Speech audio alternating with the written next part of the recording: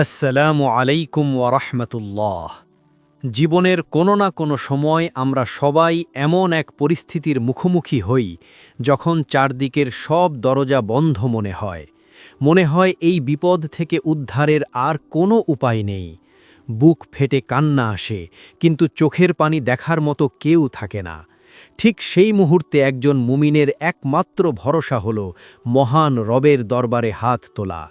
কিন্তু আমাদের মনে প্রায়ই একটি প্রশ্ন জাগে, আমি তো এত ডাকছি, এত চাইছি, তবুও আমার চাওয়া কেন পূরণ হচ্ছে না? আমার ডাক কি আসমান পর্যন্ত পৌঁছাচ্ছে না? আজ আমরা এমন কিছু গোপন রহস্য এবং বিশেষ দোয়ার কথা জানব, যা পড়লে মহান আল্লাহ কখনো বান্দাকে খালি হাতে ফিরিয়ে দেন না। দোয়া হলো মুমিনের সবচেয়ে বড় হাতিয়ার। আল্লাহ তার বান্দাদের ডাক শুনতে ভীষণ ভালোবাসেন। যখন একজন বান্দা নিজের সব অহংকার ভুলে সম্পূর্ণ একনিষ্ঠ চিত্তে দুই হাত তুলে রবের কাছে কিছু চায়, তখন আল্লাহ ফেরেশতাদের বলেন, আমার বান্দা আমার কাছে হাত তুলেছে, তাকে খালি হাতে ফিরিয়ে দিতে আমার লজ্জা হয়। কিন্তু দোয়া কবুল হওয়ার জন্য কিছু শর্ত এবং আদব রয়েছে। আমরা যদি সেই আদবগুলো মেনে পবিত্র অন্তরে চাইতে পারি, তবে আমাদের সব চাওয়া ইনশাআল্লাহ পূরণ হবে। রসূল সাল্লাল্লাহু আলাইহি ওয়াসাল্লামের হাদিস অনুযায়ী এমন কিছু বিশেষ শব্দগুচ্ছ বা দোয়া রয়েছে, যা দিয়ে প্রার্থনা করলে আল্লাহ কখনো তা প্রত্যাখ্যান করেন না। এর মধ্যে অন্যতম হল বিপদে পড়া অবস্থায় পড়া একটি বিশেষ দোয়া। একবার ভেবে দেখুন তো, হজরত ইউনুস আলাইহিস সালামের কথা। রাতের অন্ধকার, সাগরের গভীর অন্ধকার এবং মাছের পেটের অন্ধকার, এই তিনটি ভয়ঙ্কর অন্ধকারের ভেতর থেকে বাঁচার কোনো পার্থিব উপায় কি ছিল? না, ছিল না। কিন্তু তিনি তখনও হতাশ হননি।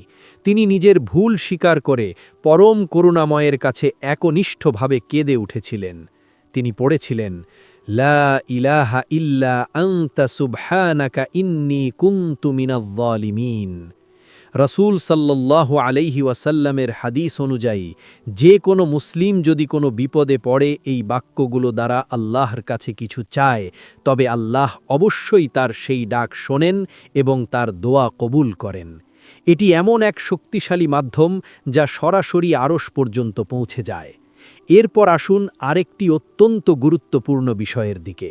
আপনারা কি ইসমে আজম সম্পর্কে জানেন? ইসমে আজম হল আল্লাহর এমন মহান নাম, যে নামে ডাকলে তিনি সবচেয়ে বেশি খুশি হন এবং যে নামে চাইলে তিনি অবশ্যই তা দান করেন। রসূল সাল্লাল্লাহু আলাইহি ওয়াসাল্লামের হাদিস অনুযায়ী যখন কোনো ব্যক্তি আল্লাহর এই মহান নামগুলো উল্লেখ করে দোয়া করে, তখন তা কখনো ফিরিয়ে দেওয়া হয় না। সেই অমূল্য দোয়াটি হল, আল্লাহুম্মা ইন্নী আসআলুকা বিআন্না লাকাল হামদা লা ইলাহা ইল্লা আনতা ওয়াহদাকা লা শারীকা লাকাল মান্নান ইয়া বাদিআস সামাওয়াতি ওয়াল আরদ ইয়া যাল জালালি ওয়াল ইকরাম ইয়া হাইয়্যু ইয়া কাইয়্যুম ইন্নী আসআলুকাল জান্নাতা ওয়া আউযু বিকা মিনান নার। দোয়া কবুল হওয়ার ক্ষেত্রে তাড়াহুড়ো করা একদম উচিত নয়। অনেক সময় আমরা কয়েকদিন দোয়া করেই বলি, আমার দোয়া তো কবুল হলো না। অথচ আমাদের মনে রাখা উচিত, আল্লাহ যা করেন বান্দার মঙ্গলের জন্যই করেন। হয়তো আপনি যা চাইছেন তা এই মুহূর্তে আপনার জন্য কল্যাণকর নয়, তাই আল্লাহ তা বিলম্বিত করছেন, অথবা এর বিনিময়ে আপনার কোনো বড় বিপদ দূর করে দিচ্ছেন, অথবা আখেরাতের জন্য তা জমা করে রাখছেন। তাই কখনো নিরাশ হওয়া যাবে না। সবশেষে একটি কথা মনে রাখবেন, হারাম খাবার খেয়ে এবং হারাম উপার্জন করে দোয়া করলে তা কখনো কবুল হয় না। তাই নিজের রিজিককে হালাল রাখুন, অহংকার পরিহার করুন এবং রাতের গভীর অন্ধকারে যখন সবাই ঘুমিয়ে থাকে, তখন তাহাজ্জুদের জায়নামাজে দাঁড়িয়ে একনিষ্ঠভাবে চোখের পানি ফেলে রবের কাছে চান।